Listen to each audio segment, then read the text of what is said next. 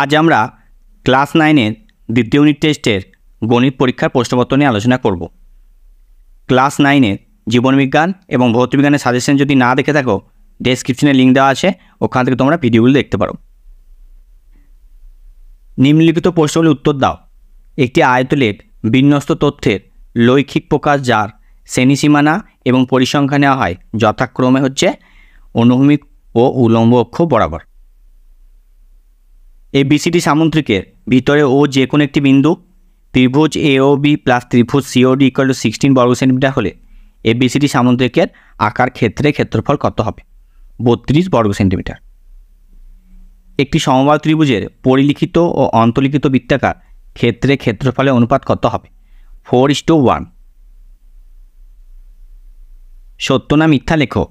একটি সমবাহু ত্রিভুজের ক্ষেত্রফল, পরিসীমা এবং উচ্চতা যথাক্রমে এ, এস এবং এইচ হলে 2a/sh এর মান হবে 1/3। এটা সত্য। 2 থেকে প্রশ্ন লিখে নাও।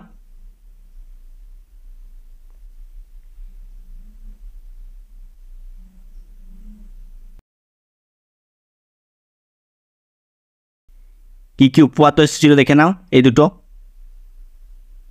এই দুটো তোমাদের পরীক্ষার জন্য খুব গুরুত্বপূর্ণ। আর এই দুটো হচ্ছে প্রয়োগ। সম্পাদ্যগুলো দেখে নাও।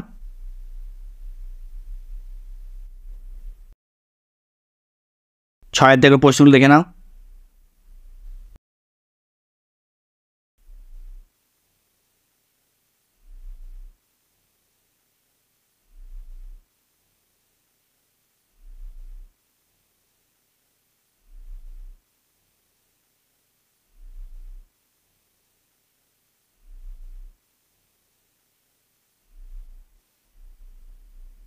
আজ এই পর্যন্তই।